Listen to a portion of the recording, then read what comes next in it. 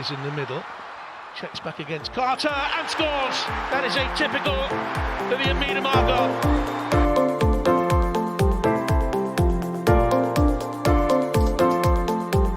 Quickly gets it back again. Oh, what a goal! Well, that sums up her season.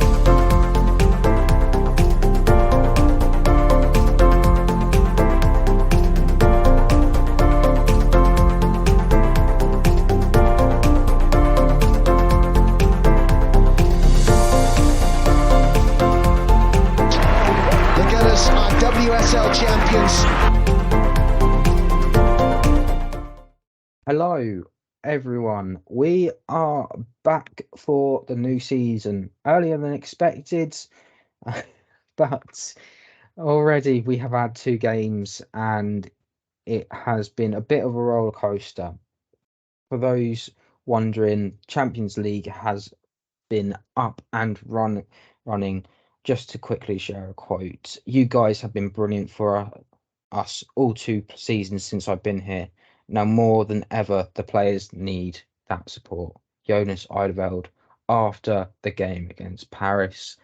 I am joined by Lottie. How are you? Yeah, I'm all good. I'm on technical issues again, so for the YouTube watchers, do apologise. You don't get to look at my ugly mug, but you can still hear my dulcet tones. Yeah, no, I'm good. I've had a good sort of 18 days recharge. Was very much needed from our point of view, that's for sure. But yeah, no, ready to get in my teeth into this Champions League qualifiers that we've just had over the last few days. And also joining us, as always, is the great man who's got himself plastered outside the Emirates, all ready for the game against Liverpool. He's here, he's there, he's everywhere. Yeah. Adam, how are you? That's not going to go away anytime soon, is it? That's no. I'm thrilled. It's been an amazing weekend and a very successful one because we have now officially qualified for the group stage of the Conti Cup. So looking forward to what that will bring. But of course, yes, it was a disaster, wasn't it? It was a disastrous weekend. We all had dreams of aspirations. I think back to last season, the sellout of Wolfsburg, the win against Lyon, the comeback against Bayern. So many great memories, and I thought, with the new signings coming in and so forth, this would have been another round of those memories, and we won't have that now. We won't have that. We've gone from Bayern to Brighton. We've gone from the greats of Wolfsburg to potentially playing Lewis on midweek nights. So it's a bit of it is undoubtedly come down, and I'm sure we'll pick apart maybe how that happened. We should start then with the original game on Wednesday. Now, this was a bit of a touch and go one, I think, for everyone because it was a 4 o'clock kickoff, which also then got kicked off actually a little bit later due to a fire alarm going off in the stadium. So someone decided, whoever it was, just decided, you know what, let's delay it for 15 more minutes just to make sure.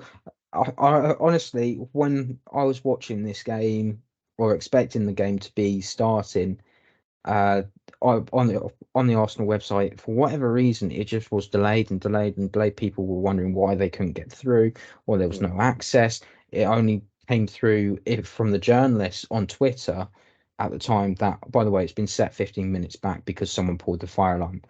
So that was fun and games, wasn't it, for those of us that were watching it? Yeah. No, definitely. I mean, it was all nice and comfy. Had like the tablets set up. Me and a group of mates were sitting there, tablets set up, pints on the table. And I'm thinking, what's going on? I opened up whilst on Twitter, get my notification bell, and I was like, oh, okay, fair enough. But yeah, I just had to sort of wait about a little bit longer for the Arsenal to come back. Yeah.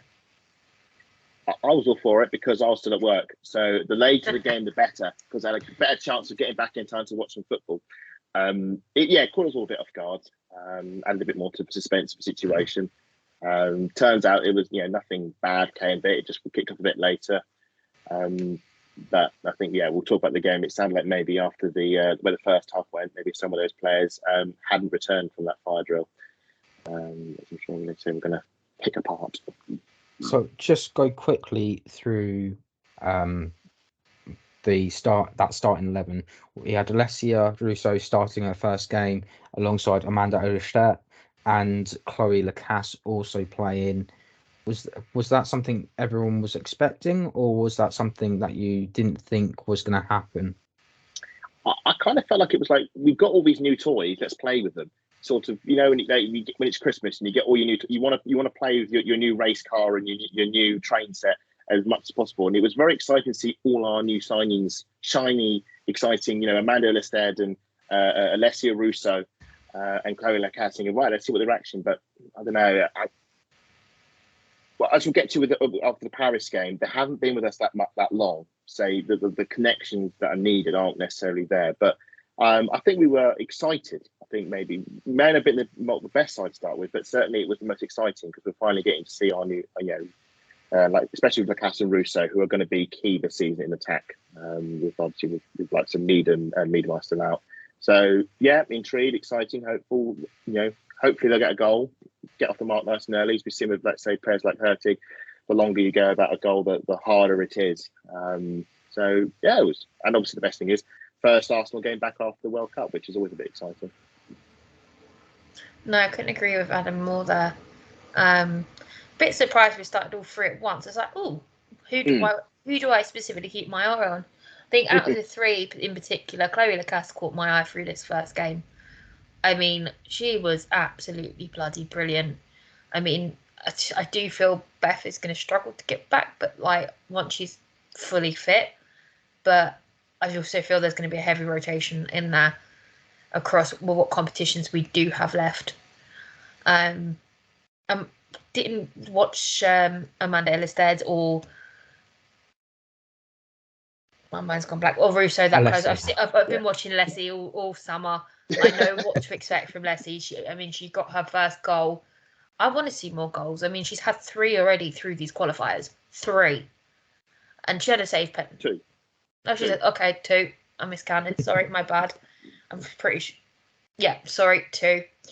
Brain's not functioning, people. I do apologise. She's had 2 already, and if she's going to be scoring at least 1 every game, I'm happy with that. I'm very happy with that. I mean, it wasn't everybody's day. Let's be honest, through this game, I am going to pick on Frida. Just wasn't her day at all in that first game. But it's good to see she's up for getting back on the score sheet again this season. We'll talk more about probably Frida a bit later on because there were a few instances in the Paris game. But that first 5 minutes was very much similar to how it's been a bit similar to last season, where within the first 10 to 15 minutes we do quite well, and then all of a sudden handball, given a penalty, and who you expect Captain Kim Little back in the starting squad. I've got I own something. I did an Adam when I saw Kimmy, and I went, yeah, that's going in, no problem. Yeah, I did an Adam. And he is currently laughing like a girl, and I'm like with his little giggle in the background right now. It's not Matt laughing at me, it's Adam. And I was like, yeah, no problem, it's going in. Boy, was I wrong. Yeah, I had this on at work. I was listening to it on the radio because you get the audio on the Arsenal app. You get the audio version rather than the visual. So I'm listening to it when I'm working, and I am hearing Kim Little step up, and I'm thinking, yeah, because it's Kim Little. She rarely. And the commentators are saying the same thing, and I'm hearing the big roar, and I'm halfway through going, "Oh, she's done it!" And it's like, "Oh no, the roar's from the Linkoping fans, and then she's actually saved it." Yeah, I said last season when McCabe had those 2 misses, and I said that a penalty that I always feel with a penalty like that, it tells a lot about where the team is at, and the fact that a player as reliable as Kim Little is missing a penalty, and when you watch it back, it's so casual. There's it's a once in a blue moon thing, though. Let's be honest. How many penalties can you two honestly say you've seen Kim Little miss? 2. Exactly. Oh, actually, I don't think I've seen Kim Little miss a penalty. No, you have, like I have. Reading last season, and Birmingham City at home during the COVID season, but she did score another one afterwards. But this is Arsenal have missed their last 3 penalties in normal time. McCabe obviously took the previous 2. Kim took this one. Yeah, I don't want to see McCabe on penalties again. Thank you. Well, she took a good one in the shootout, didn't she? But I felt that this reflects whether as we'll get to the Paris game, but I'm going to set my stall here. I don't think the team are ready. Simply, I don't think the team are ready for both these games, and I don't blame them for not being ready because of the time frame. And let's be serious, we haven't had any pre-season. No, exactly. We've had a kickabout at London Colney, and then we're off. So I'm seeing Kim Little take up, and the fact that the penalty was very tame, it was a very easy save for the keeper. It was not the usual Kim Little conviction. Because she talked about how exactly, especially in the Conti Cup final. She spoke about with penalties how she learned all these exercises to stay calm and breathe and think, and she learned to do in the Olympics, I think. And it just sort of set the tone of an Arsenal team that seemed a bit maybe a bit cold, a bit half asleep. And sadly, in that first half, it didn't really get a bit better after that. Yes. I just on that. I think everyone was in the same mind. Everyone goes, "Oh, Kim's back on penalties. We'll get this one." I believe that this penalty run actually goes back all the way towards Brighton last season away now, which is we didn't have a penalty away at Brighton. No, Katie. That was Chelsea. No, Katie missed the one against Chelsea against Brighton. No, she missed it against Chelsea in the second half. She didn't miss one away at Brighton. Don't worry, I remember she missed one away at Chelsea and one at home against Leicester. I remember it very well. She didn't miss the one against Leicester away last season. Leicester at home last season. And Leicester at home, right? Okay. Marnham top binned it right in front of Lottie in the second half. Yeah, that game is one I will never forget. Either way, she came celebrating over at my end. Either way, yeah. As I was saying, there's a huge stretch of about 3 games. That was also the game I had my little minions singing Red of My Army in front of me. There's a girls' football team, and the parents want me to teach them new songs. So I remember that game very well. One of my favourite games of the season. I know it was only Leicester, but one of the best games I've been to Meadow Park. Unfortunately, I don't really have much on that first half apart from that Kim Little penalty. Mainly because there wasn't much. There was honestly nothing much happened. There really wasn't. Right. Really wasn't. Right, we even sitting in the pub, I had the audio up full blast and I still couldn't hear it. So there wasn't much going on. I'll be honest with you. It's just, I'll be honest. I was waiting to be punished for a mistake. But it didn't happen in this game. So. Do you wonder if that is kind of like a talent? Linköping obviously are a great side, but considering the amount of internationals we've got in our squad, we were able to see it over the line. Honestly, I really do disagree with the way UEFA and the FAs have put out all these timings of the World Cup, returning to Champions League football, start of the season. It's just not enough time. I mean, we've done the qualifiers and we're already in an international break again. The timing of this is excuse my language, but really piss poor. And Linköping are already in their season. They've already started. They've already kicked off their season. Yeah, they're near the end of their season. They've essentially got 2 more months left until the end of their season. It'll be the same as Häcken actually. Häcken, who will go on to that. They're all in the same Swedish league, aren't they? So But we'll go on to the second half. Again, nothing wasn't really going on until Katie McCabe puts in a cross, and Lena Hurtig coming off of a brilliant moral victory, shall we say, against the US, and can we just agree? Can we all agree that Lena Hurtig has the coolest hairstyle out of all the girls in our team? I'm sorry, but it is absolutely bloody awesome, and it's just. But back to the football. I mean, it's just great to see her confidence absolutely skyrocket. For her to get that straight first in, it's her first Arsenal goal. No, she scored a few last season. Leicester. But are we jumping? We're jumping ahead a bit here because Ford got us up and running much earlier in the second half. Have I put the wrong? The wrong way. She did. No. Yeah. I've got the. Caitlin scored the third. No, Caitlin scored the first in the 53rd minute, and then so Kim Little. Caitlin got the header in first, and then Lena followed suit. I do apologise. But do you know what was really two instead of one? Yeah. Do you know what was really interesting about that goal though? Yeah. But Caitlin Ford didn't celebrate. She did a viv. She was like, I've done it. Okay, high five. It was a weird one because it felt like when you're watching Arsenal and they're overplaying in the box, And you just think, just someone just kick the ball in the net, and you've got little dancing left and right. And it was the head, I would say, was very nonchalant. It was very well worked. It was a very clever cross back. Took the keeper out of the game, and forward was there, back post, nods it in. And for me, when that goal went in, it was relief. Thank goodness we have the breakthrough, because the last thing you want is obviously you missed the pen in the first half.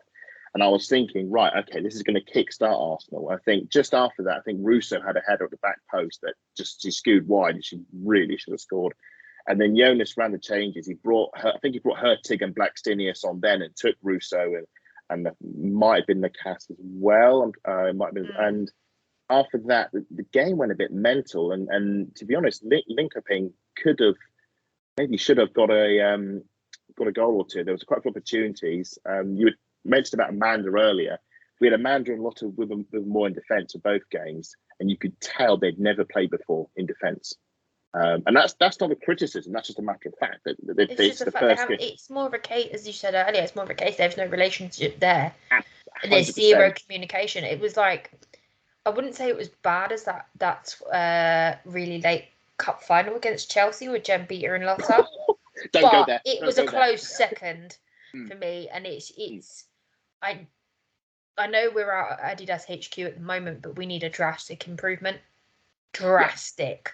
There was a moment before the season starts. We've got Liverpool at the Emirates. Yes, we're at the Emirates, but they'll still pick us apart.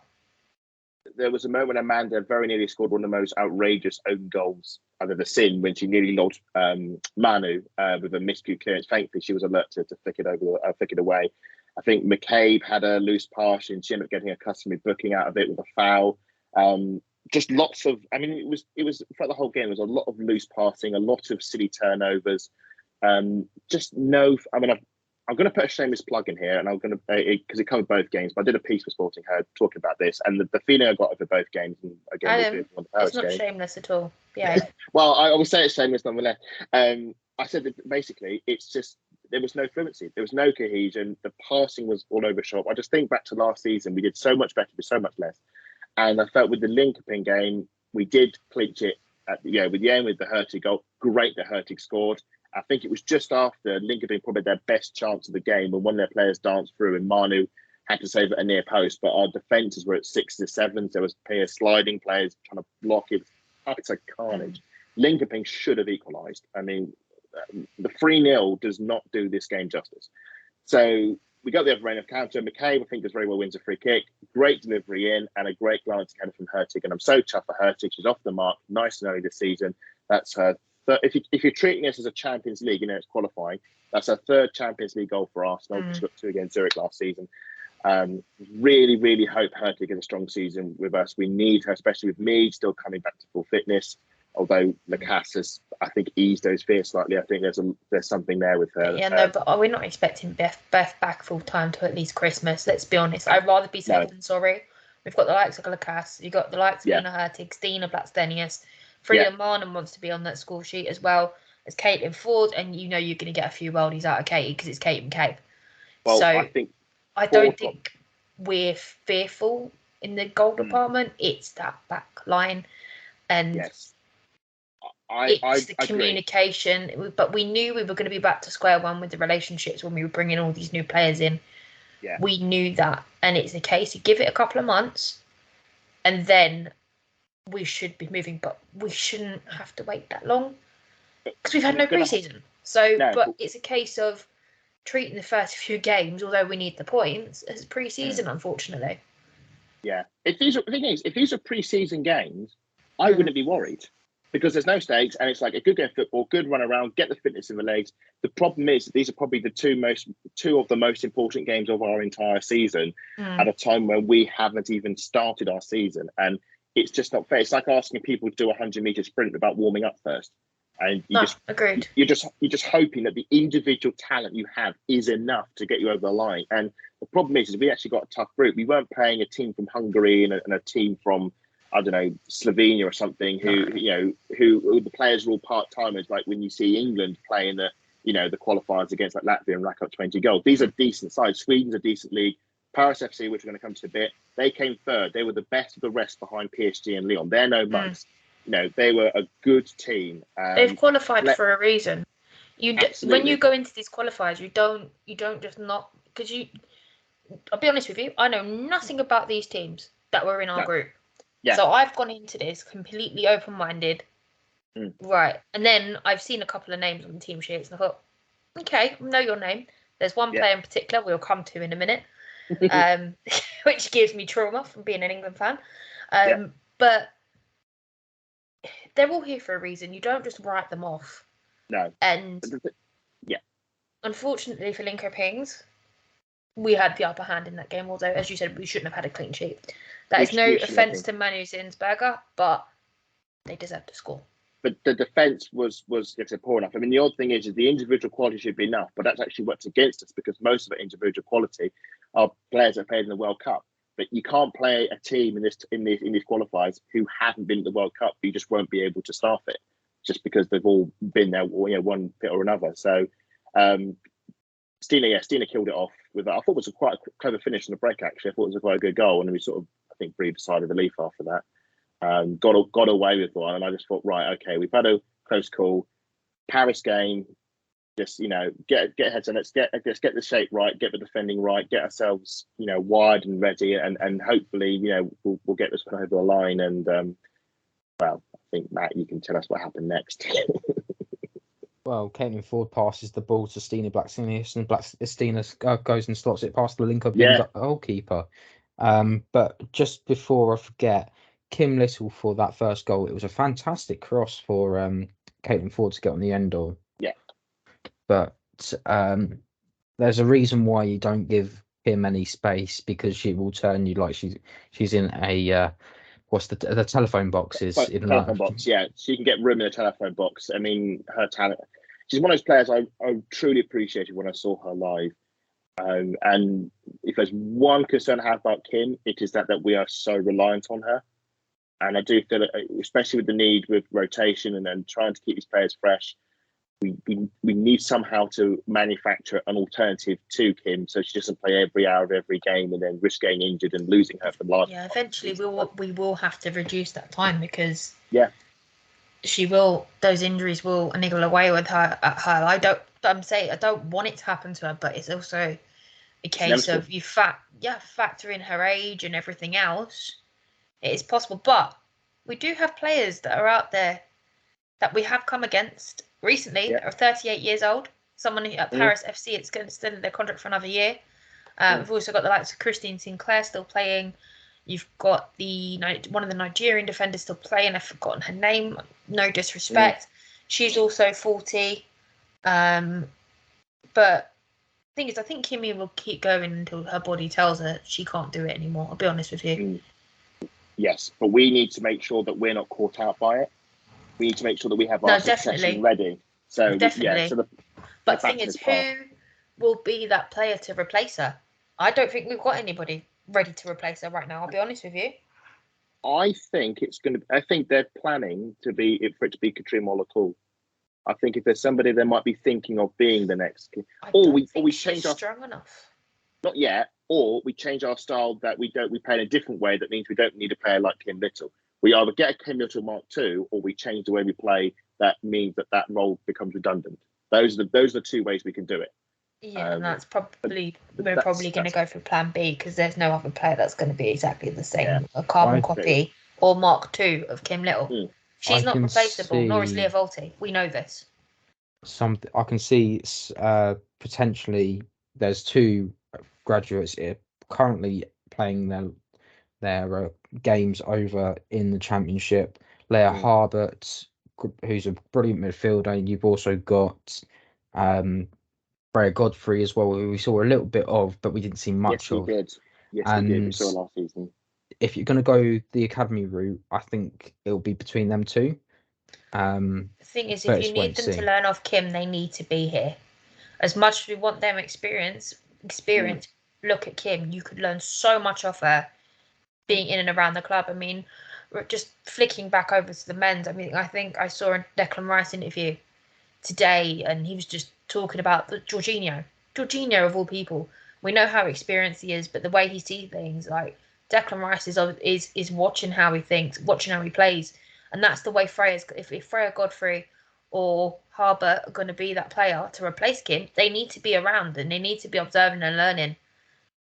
This is one of the great things about the dual loans is that they are actually they're not just doing the academy games. They might do the odd game or training session with the first team as well. So it's not a case of them mixing and matching with different players and different teams. They are going to be ultimately in and around that first team as well. Yeah, but it's also a case of breaking into that team as well. Sorry, Adam, we should stop. I was going to say, because we know we were in the Conti Cup, that's the ideal tournament to play the kids. Yeah. But of course, we've loaned them out. So we've been scuppered there slightly. Not saying it's Arsenal's fault because, you know, who could have predicted? And, you know, those players inexperienced and they weren't going to get it in the Champions League. It's just a shame that if we had the foresight of knowing that the Conti Cup was where our league was, our season was going to go, having likes of Adjumang and Godfrey and so forth, that'll be the tournament for them to play in. It's just sad how it. Well, we got to see Michelle's first senior goal, was it last season? The FA Cup against Leeds FA Cup. What a goal exactly. it was! It was. I still remember that. The pick up, the stop, pick up the ball, boom. Whew. Yeah. We still are. There is actually another player actually that we should actually mention that actually has made a huge blow up at Crystal Palace, and that's Dennis, also on a dual loan there, who could probably do a job in midfield. She is a right-sided winger though. But at the moment we're a bit stacked in that position. We are. But and that is why we have so many players that move about. I mean, Katie plays the whole left side, no problem. And right side now. She's right back, left wing. Yeah, she's here, she's there, she's everywhere. She plays everywhere. Apart from, I haven't seen her do Manu's job yet, though. Although I think Sabrina D'Angelo's next in line for that. Yeah. Well, hopefully then we'll see potentially some of the youngsters up and coming in the coming season. But at the moment we'll go back to Champions League action, and it was Paris FC up next. A bit of a top and tail first half, wasn't it? To be honest, I haven't got anything down actually written for that first half, but it was very much Paris FC all the way, and I felt that we were a bit lucky to be going in still 0-0 at that moment. I think when I first saw that team sheet personally, as soon as I saw their keeper's name, I wanted to sit there and cry. I mean, she's absolutely brilliant, and can you believe she's still 22 years old? Can you imagine what she's going to be like when she's at her peak? She's going to be one of the most expensive keepers in the world. She'll be snapped up. I can see her in a WSL club soon. Like Daphne's moved over to Villa, I could see a club coming in for maybe not this season, but next season certainly. As long as she doesn't go to Chelsea, because she won't get no game time because they hoover up all the talent. She needs to go to someone else. If Paris go, spoiler alert, they did win. If Paris go deep into Europe, they get for half the playoffs, they get in the group stage. I mean, look how Chloe Lacasse used the Champions League group stage with Benfica as a shot window for her, and we snapped her up. If Paris get to the group stage and they have a great group stage and the keeper made those great saves, WSL clubs circling around. Do you know what? I wouldn't be surprised if she ended up in the NWSL. I wouldn't be surprised if Man United signed her if Mary Earps left. Aren't they sniffing around the Lyon keeper at the moment? The Olympic Reign goalkeeper. There's different Olympic. I think you never know. They haven't signed her, so they might sniff around multiple options. But I'm just saying that's a club I know. They're not really willing to sell, are they? But yeah. Anyway, as we are recording, the window is still open. But yes, 55 minutes on the clock. Paris play a long ball. It hits the post, only for Borgia to head home. There is a lot of confusion because Manu's got her hands on the ball, and we think, right, okay, it's nowhere near the goal line at all. It looks like it's come out, and it's just, and Manu's just caught it. That's it. End of. But a couple of seconds later, the buzz goes on the watch, and she gives the goal. I don't like the camera angle on this one, and it's not. It's an optical illusion. I don't know if they have goal line technology, but the goal line. It looks like she's headed it straight into Manu's hands, but it's a catchback. The ball's gone over the line, and she's brought it back in one movement. But it's all a bit. I mean, Paris are threatening this right from the off. I mean, the only time we looked like before the goal, the only time we looked like scoring was in the first 5 minutes, where I think Lotta had a header from the corner, was headed off the line. And I thought, oh, great, fast start, here we go. And then we just, like in the earlier game, just collapse into passing slowly, safely, losing, on the halfway line, losing the ball. Paris had so much pace on the counter. They were just constantly going down our wings and getting the crosses in. And we looked like we were struggling. We handle it, and we were struggling to commit periods forward because we were conscious of that. They've got a very young team, a very quick team. And I think just before that goal, we had probably one of the best chances where Frida scuffed one into side netting, but actually probably the most coherent piece of attacking play we had, and it ended with Frida duffing into side netting. And straight from that, a cross comes in, and the moment Manu sort of left it, she didn't come for the ball, she just let it fly past. I was a bit, that looks a bit closer. And yeah, comes off the inside of the post, wrong foots the entire defence, and Bordeaux was alert enough to head it over, and it did just something go over the line before Manu claimed it. And it was a bit of a blow, and it's been, okay, we're a goal behind, but no dramas. It's only 56 minutes in. It doesn't matter. We reset. It's a setback, but it's not a fatal one. We can, just concentrate, get our passing game going, and everything will be behind. We just need to, be sensible at kickoff and not do anything stupid. Matt, over to you. And what did we do? We ended up giving the ball away pretty much from kickoff. Bad pass, overturned. Boudreau once again is there to slot past Manu Zinsberger. 2-0 at this moment. Lottie, what are your thoughts? Because I think your thoughts would probably be similar to myself and Adam. It's almost... Considering I only watched highlights for this game, yeah, no, it's a case of, as I said earlier, mistakes are made and we were punished for it. Let's be honest. Mistakes were made for both of those, for two in within a minute, say. I think it's 1 minute and 10 seconds, if I remember rightly. For 2 goals to go in the way that did, it was our own fault. We have nothing else to blame but ourselves. Again, I think it does link back to, again, the timings, no pre-season. We haven't really had time for Amanda Illerstead and Lotta Wubben-Moy to build that working relationship. And it's basically non-existent. And it's we just, as I said earlier, we got punished for our own mistakes.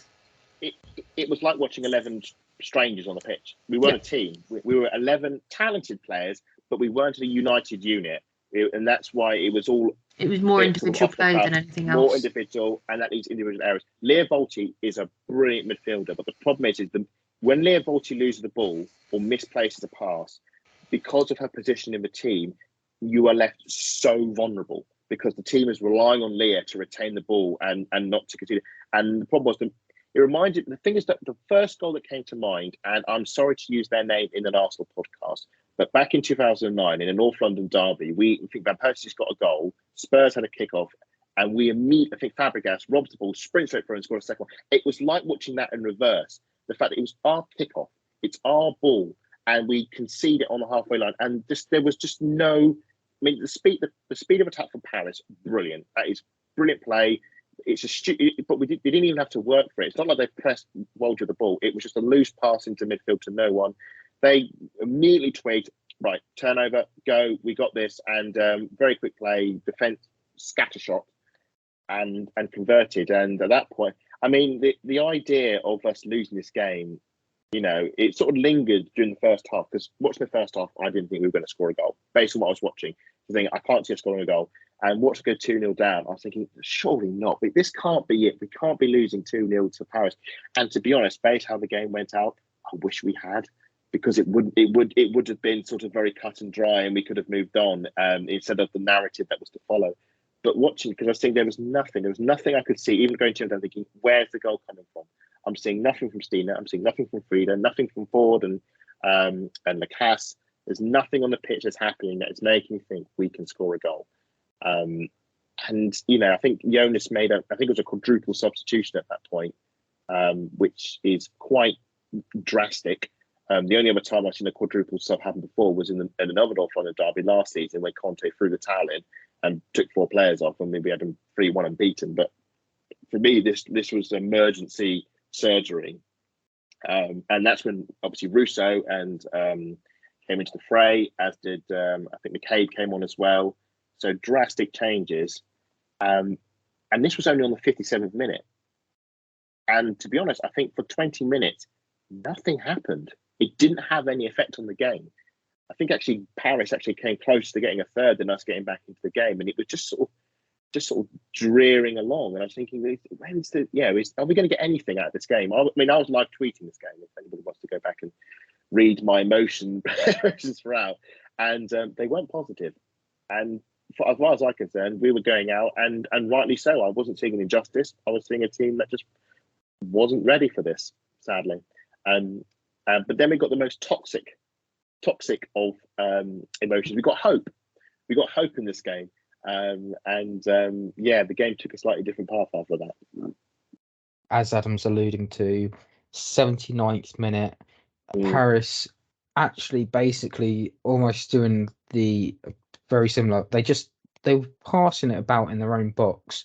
One of the things they tell you in grassroots is to not mess about. Don't pass it in your own box, and just when you're in doubt, just get it out. Just kick it out for throwing, kick it up as far as you can. They didn't do that. Alessia Russo is on the hunt. She's won that ball back, and she smashed it. Well, not smashes. She passed it straight past Ndouzi in the Paris FC goal, and that, as Adam referred to, that gave you a little bit of hope. But it was almost like, is this almost like a lost cause? Because that's what it kind of felt like when Lena went and got that ball and picked it up. But it felt too late. It felt like I needed this 10 minutes ago. If something's going to happen, it had to happen 10 minutes ago.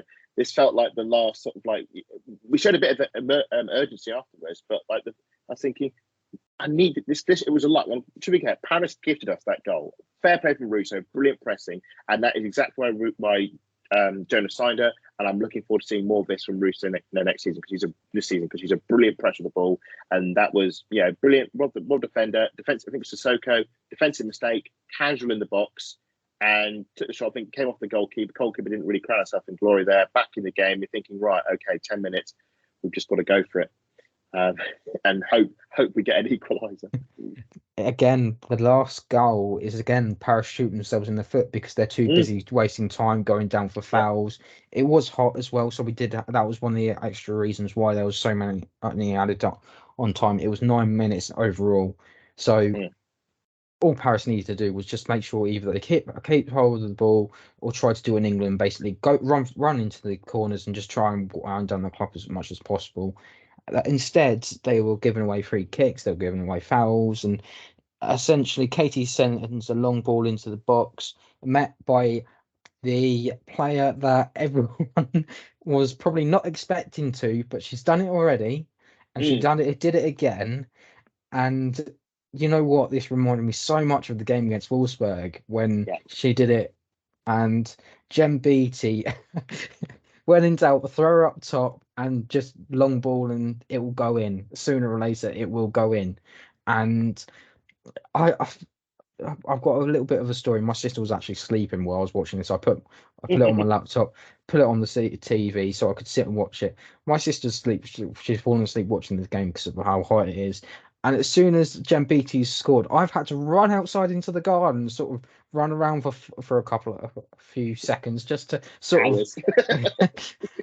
You know what? That's really sweet of you, Matt. But I would have just sat there and screamed my head off. Yeah, I'm sorry, I couldn't do that. I've got no control when that happens. How do you do it? I was screaming. Literally, how do you have that level of control?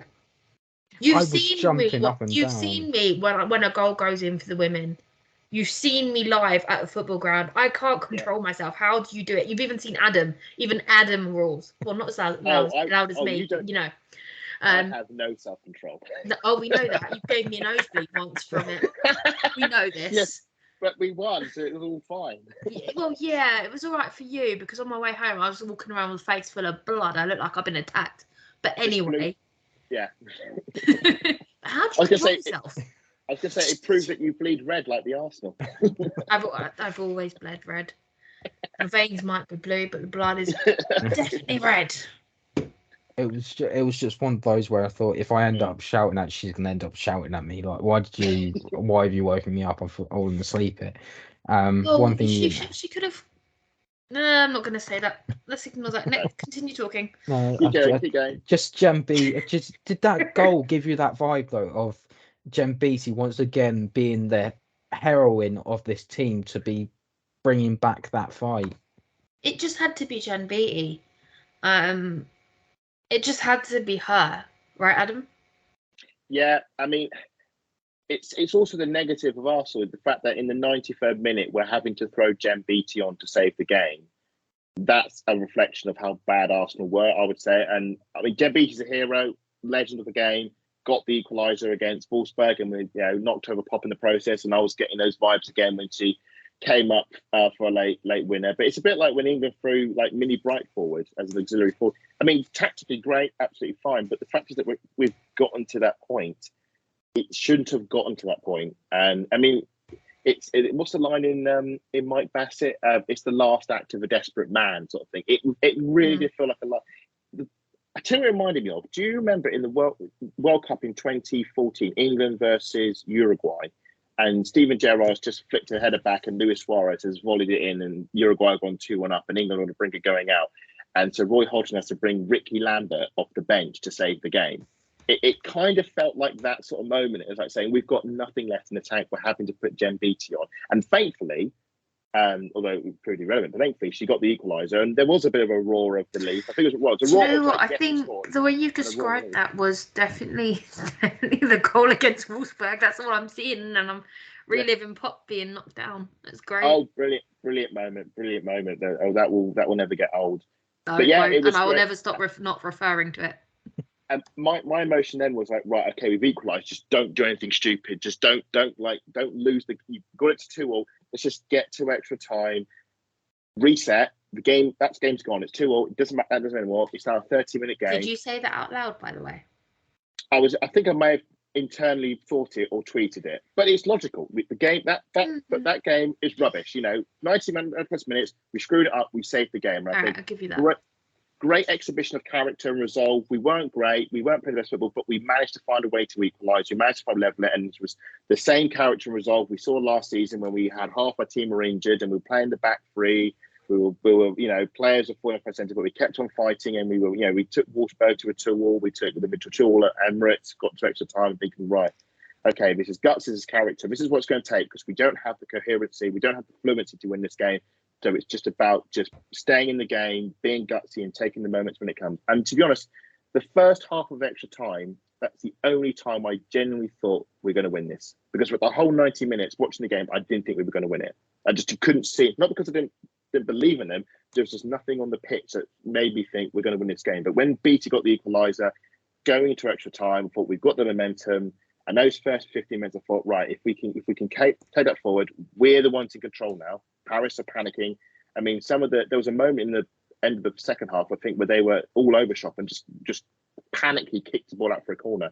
And should say also in the game, our corners were rubbish this game. I mean, we should just throw the end. There was set piece coach needs to have a few words with the team to work on that, because their keeper was coming for every ball and claiming it. In fact, the only time they actually looked like scoring in that first extra time was when she almost punched it into our own net, and they thankfully unluckily for us, they cleared it off the line. But that was the only time I thought we were going to win it. And we first half of extra time went through and we didn't get a goal.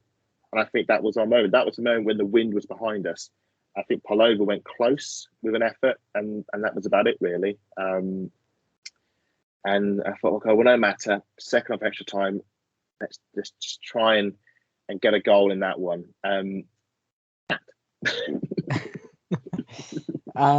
Let's just say not long after that second half kicked off, Sawyer goes and scores. Essentially, there's a cross along the box, and Sawyer's just running late runner into the box, and she's just been able to tap it into the back of the net. I'm basically unmarked. There was no one really there, no one picking up the players.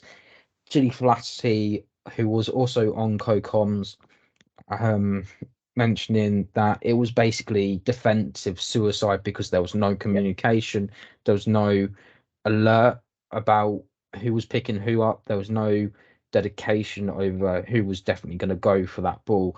You kind of did see it as well, though. Again, I talk about this a lot of the time, like in the North London derby, Caitlin Ford and Beth Mead have been given so much space that they've essentially just got so much time to go. Oh, if no one's going to close me down, I'll shoot.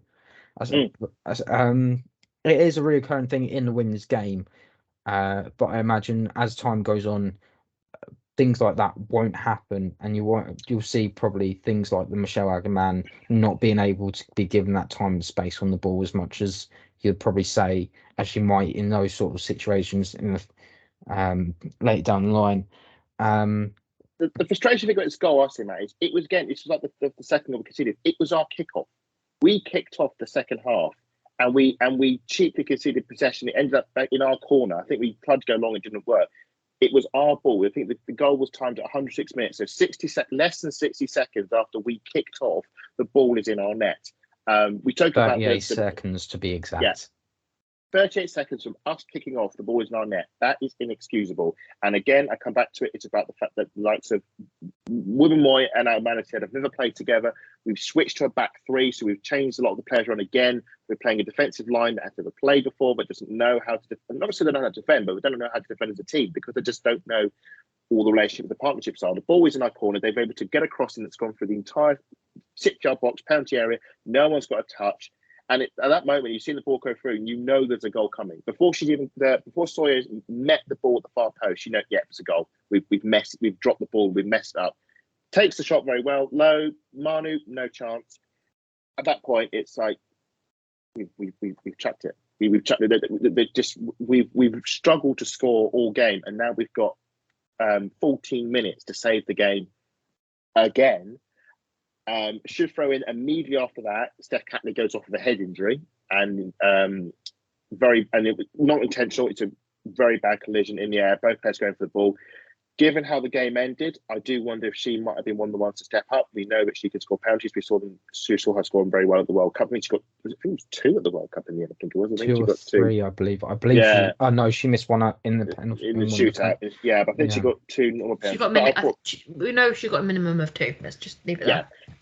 So I thought that was gutting. That's another injury. Obviously, call comes on, and I'm just thinking, right, again, it's that how are we losing this game? Because we should, if this was an Arsenal that's fit and firing, with all the players connected, all the players on point as we know they would be, it'd be no brainer we'd win this. No offense to Paris, but if the Arsenal play to the capacity that we know they can play with the knowledge, if all the players were lined up and all fully fit, fully connected, fully on song, in tune with each other, they would win this one easily. But we didn't, and it was a struggle. And 40 minutes to go, it's like, right, who's going to step up? Who's going to get us back in the game again? And I'm looking around and seeing headers go over bars. I think Hurty might miscued one as well. I'm thinking we need some inspiration from somewhere. And if I want to say the few positives out of these 2 games, Chloe Lacasse is one of them. I think she looked great in these 2 games. And the other one is Alessia Russo. And we know that Alessia Russo is a big player, and it's one that needs to work. Not just the fact that it'll wind Man United fans up, but just because of what she is and what she's going to be in this team. She's going to be the figurehead, and we need her to just pull goals out of anywhere. And we needed her to do that, and I think it's fair to say she delivered. Yes, and I have to say it was a fantastic wonder strike from Alessia outside of the box. It just goes to show you that she isn't just a fox in the box, but a penalty box merchant, whatever you want to call those types of people. But it was a wonderful strike. I couldn't believe how well it was struck. Whenever I see the first time I saw Alessia, she was actually Man United against Everton at Old Trafford, and both her goals were headers.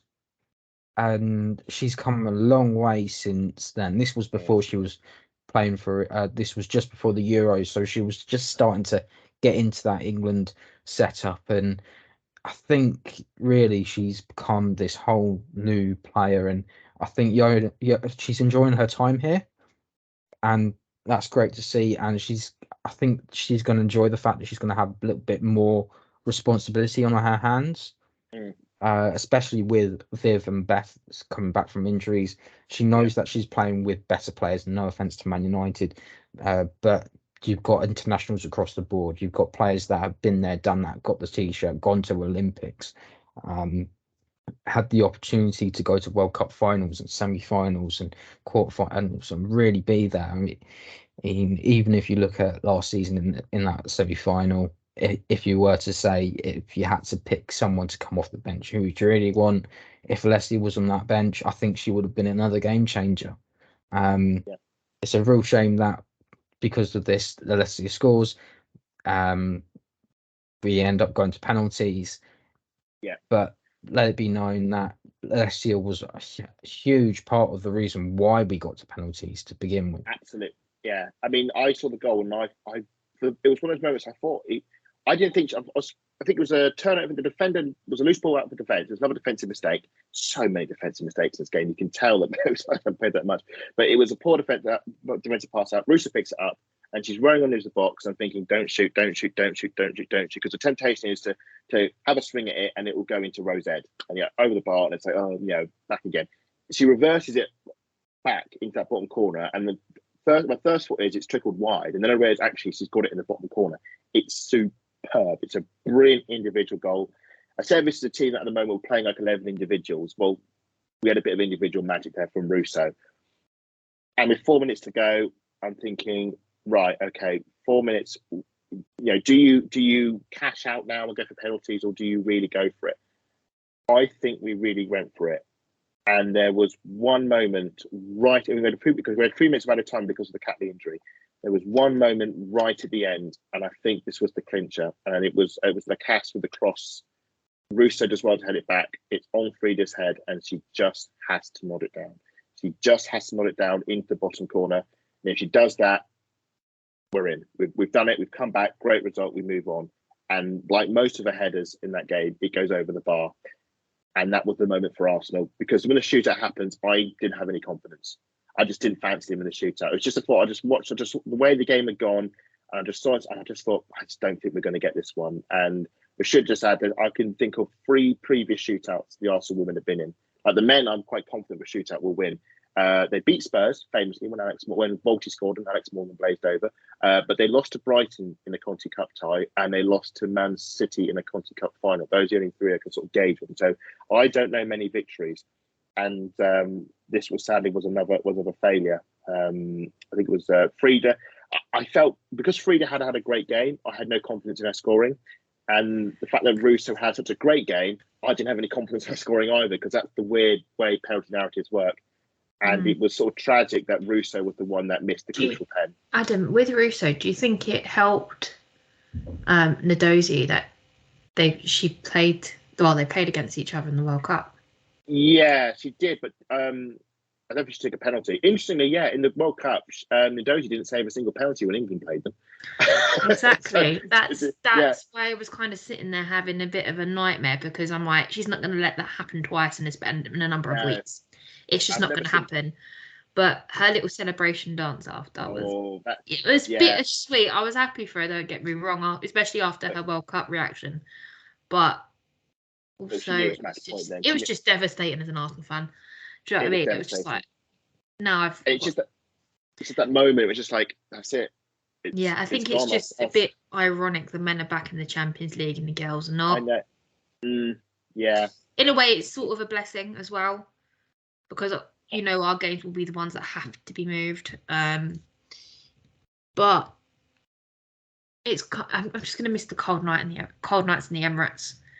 Yeah, because I actually quite enjoyed those. Yes, there's only about 8,000 people that turn up for the group stage, but I love them. Enjoyed it.